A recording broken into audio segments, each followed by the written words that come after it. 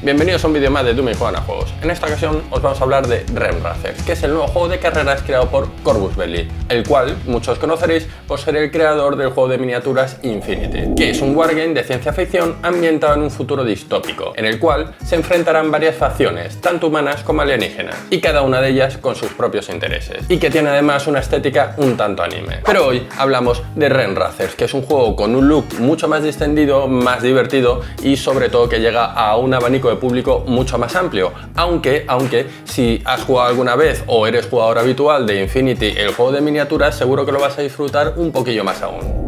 En Rem Racers nos pondremos a los mandos de un vehículo remoto en una loca y despiadada carrera, en la cual pueden participar de 2 a 5 hackers, y donde vale prácticamente todo: minas, lanzallamas, nanopulsers, las clásicas manchas de aceite, programas de hackeo y un sinfín de argucias. Todo vale por ser el primero en cruzar la línea de meta. Una de las mejores cosas que tiene Rem Racers es que en 5 minutos le explicas las reglas a tus amigos y ya te puedes poner a jugar. Y yo voy a hacer exactamente lo mismo. En 5 minutos os voy a explicar cómo se juega, pero sin entrar en un tutorial tipo rollo duro, y después al final del vídeo os voy a decir qué es lo que me ha parecido a mí y las impresiones que hemos tenido. El circuito está compuesto por una serie de plaquetas modulares y es completamente configurable a vuestro gusto. Para cada carrera lo podéis montar como os guste o como seáis capaces. Para los más indecisos o principiantes hay una serie de ejemplos detallados en el manual. Cada jugador escoge un remoto. Son todos diferentes con su propia estadística. Después cogemos un piloto al azar que también tiene su propia habilidad, un marcador de turno para no hacer fullas, o como lo llamo yo, ventaja táctica, y pone su dial de puntos de estructura en 3 y la primera marcha. Se sortea la posición de salida, o como dicen los expertos, la pole, y vamos ubicando nuestras minis ya en el circuito. El objetivo del juego es ser el primero en cruzar la línea de meta, en 2 vueltas. No obstante, después de que el primer remoto cruce la línea de meta, el resto de pilotos tiene una activación más, y si con ello cruzasen también la meta y quedaran por delante, pues serían el ganador. Las rondas de juego son muy simples. En función de la posición de cada uno de los jugadores, van haciendo su turno de uno en uno, desde el primero hasta el último. Y si 2 coinciden en un mismo sector, se considera por delante el que vaya por el interior de la curva. Después de hacer su activación, cada piloto pone en rojo su marcador de activación, para acordarnos y no hacer fullas. Y así una ronda tras otra. Durante su turno, cada jugador puede o bien jugar una carta de su mano o mover, no necesariamente en este orden. Y por último, decidir si conserva la velocidad que lleva o aumentar o disminuir en una marcha. También todos los pilotos tienen una habilidad la cual pueden activar. En caso de hacerlo, giramos su carta y no la podemos volver a utilizar hasta volverla a incorporar. ¿Y cómo hacemos eso? Pues cada vez que pasamos por la línea de meta. Bueno, ¿y cómo nos movemos? Pues en función de la velocidad a la que nos encontremos, elegimos una de las plantillas de movimiento. Por ejemplo, si vamos en tercera, pues podemos coger una de estas 4, pero las cogemos sin probarla antes en el terreno de juego. Si cogemos cualquiera de ellas, es que ya la vamos a utilizar. Usamos la plantilla haciendo coincidir su forma con la parte frontal de la peana del remoto, así. Y luego trasladamos el remoto para que coincida la parte de atrás de su peana con la parte delantera de la plantilla, así. Y aquí es cuando toda la magia ocurre. Por ejemplo, si al hacer esto chocamos contra una pared como esta o como esta, con un borde del circuito, pongamos que nos hemos desviado y torcido un poco, en el momento en el que seguimos la trayectoria y chocamos, no vamos hasta el final de la peana de movimiento, nos quedaríamos aquí. Eso sí, tendríamos la oportunidad de hacer girar nuestro remoto y dejarlo orientado en la dirección que queramos. Después robamos una carta del mazo de cartas y aplicamos el resultado indicado en el icono a pie de carta. Si al movernos acabáramos con nuestro remoto encima de una de estas casillas de color o pusiéramos una plantilla de movimiento encima de ella, automáticamente cogemos el remoto, la colocamos dentro del círculo y lo podemos reorientar como queramos.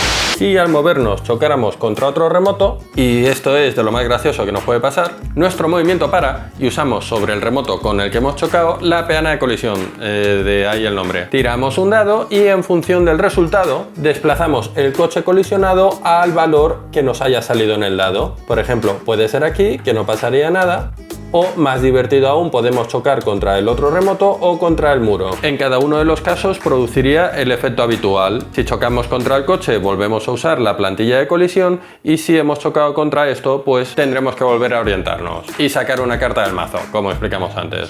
También dijimos que podemos jugar una carta de nuestra mano. Hay algunas cartas que tienen un alcance, como esta, que el alcance es 3, que es el número máximo de sectores a los que podríamos dirigir ese efecto. También en algunas ocasiones para impactar tenemos que tirar un número concreto de dados. rápido, en este caso 3 también. Para conseguir éxitos con ellos, tendremos que venir al valor de nuestro remoto que nos indica el valor mínimo o superior que tenemos que dar para impactar. En este caso 5 más. Por cada 5 o más que saquemos aquí, conseguiremos un impacto sobre el remoto rival. El remoto que recibe los impactos tendrá que tirar una tirada de salvación por cada impacto con éxito. En este caso, como hemos acertado 2 veces, pues 2 impactos. Existe munición que atenta contra el blindaje o biotecnológica.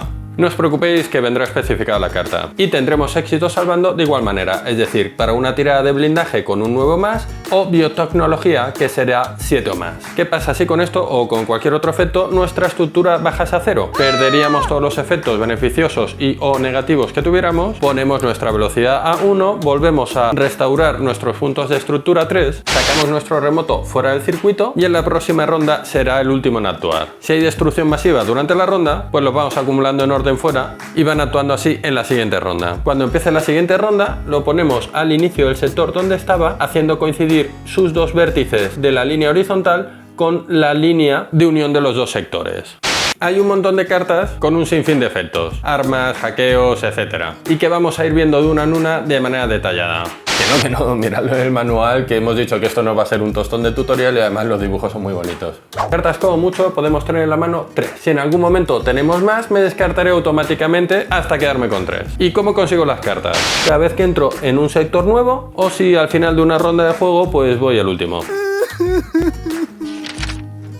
Y esto es en resumen cómo funciona el juego. Como habéis visto es muy fácil y además es muy rápido tanto de explicar como de montar. Es un juego además que llega a todo tipo de públicos, tú lo puedes sacar en tu sesión de adultos tomándote una cerveza y echándote unas risas, mientras que te disparas con el lanzallamas, te tiras minas y te echas unas risas con tus amigos perfectamente, o al mismo tiempo si lo quieres sacar con tus hijos y utilizarlo como juego familiar, pues también, porque es muy fácil, muy divertido y puedes pasar un rato agradable y de risas con tu familia. Sí que es verdad que a tan solo 2 jugadores, pues bueno, sabéis que es de 2 a 5 jugadores, a tan solo 2 jugadores pues está bien para aprender, coger un poco las mecánicas, te vas a reír y lo vas a pasar bien, pero no es como explotas más el juego. Al final, para ir a tope, con 4 o 5 jugadores es cuando realmente tienes mucha más interacción entre todos los jugadores, en plan como si fuera un Mario Kart, y es mucho más divertido, ¿vale? Hay más interacción entre todos y yo creo que gana mucha más diversión.